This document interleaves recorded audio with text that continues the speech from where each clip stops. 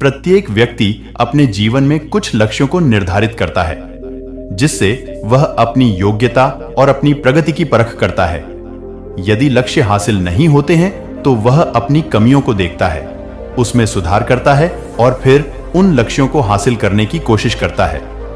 कई लोग अपने लिए लक्ष्यों को निर्धारित करते हैं और उसको पाने के लिए रणनीति भी बनाते हैं, लेकिन वे असफल होते हैं। जागरण अध्यात्म में आज हम भगवान बुद्ध से जुड़ी एक प्रेरक घटना के बारे में बता रहे हैं, जिसमें आपके लिए एक संदेश है। भगवान बुद्ध को जब ज्ञान की प्राप्ति हो गई तो फिर वे संसार को उस ज्ञान से आलोकित करने निकल पड़े।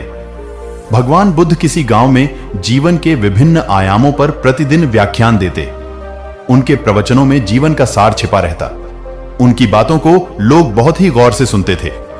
एक व्यक्ति बिना नागा किए उनके व्याख्यान सुनता। काफी समय बीत जाने के बाद भी उसने अपने अंदर कोई विशेष बदलाव नहीं पाया है।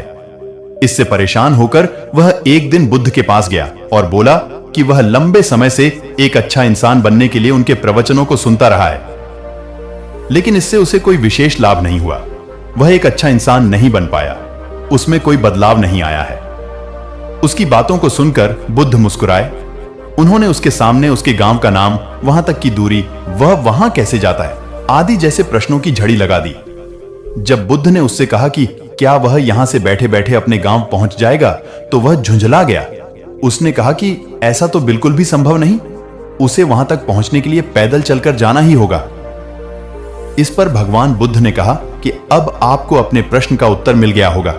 यदि आपको अपने गांव का रास्ता पता है, लेकिन इस जानकारी को व्यवहार में लाए बिना वहां नहीं पहुंचा जा सकता है, उसी प्रकार यदि आपके पास ज्ञान है और आप इसको अपने जीवन में अमल में लाए बिना एक बढ़िया इंसान नहीं बन सकते।